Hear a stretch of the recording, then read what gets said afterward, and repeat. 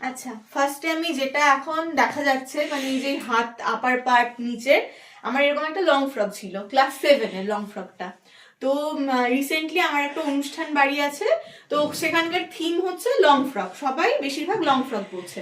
তো এই টাইমটায় মানে এমন একটা সিচুয়েশন, লং ফ্রক যদি আমি কিনিও আর আমার পরা হবে না, তার জন্যে আমার একটা খুব পরিচিত মিষ্টি একটা দিদি আছে, আমি ভাবলাম যদি একটা জুগাড়ু কিছু বানানো যায় তো তার দ্বারাই সম্ভব। আর আমি কালকে বেরোবো 12টার সময় আমার বেরোনো, রাত্রিবেলাতে আমি ওকে বললাম যে চল তোদের বাড়িতে একটু যাবো, দেখ তো এটা হয় কিনা। ও ফার্স্ট একটু ভয় পাচ্ছিল যে হবে কি হবে না, হবে কি হবে না, কিন্তু আমার দারুণ একটা ওর প্রতি মানে একটা আমি কনফিডেন্স ছিল আমার যে পারলে ওই পারবে একমাত্র। সো এই ছিল আমার লং ফ্রকটার অবস্থা। আমি এখন শর্ট হাত যেহেতু পরি না, আমার একটা আপারের একটা টপ ছিল, আর সেই টপটা দিয়ে লং ফ্রকের নিচের পার্টটা দিয়ে ও এত সুন্দর আমাকে একটা পুরো ড্রেস রেডি করে দিল।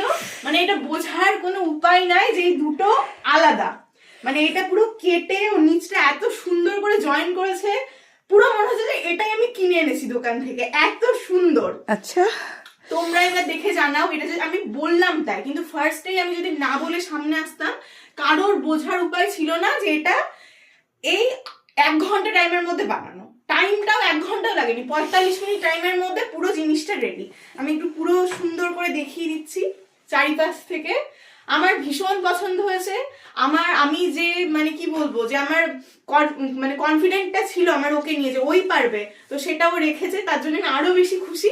আর তোমাদের যাদের বিভিন্ন কাস্টমাইজ ড্রেস বা যে কোনো রকম ড্রেস ব্লাউজ যাই বানানোর থাকুক, কটসেট কুর্তি যাবতীয় যা কিছু, চলে আসতে পারো নির্দ্বিধায়। এইটুকুনি বলবো, স্যাটিসফ্যাকশন নিয়ে বাড়ি যেতে পারবে। তো থ্যাংক ইউ শুক্লাদি, এত সুন্দর রিভিউ দেওয়ার জন্য অনেক অনেক ধন্যবাদ। ভীষণ পছন্দ হয়েছে, থ্যাংক ইউ। দেখো এইটা এই যে এই টপটা ছিল এরকম। Thank you Mouli.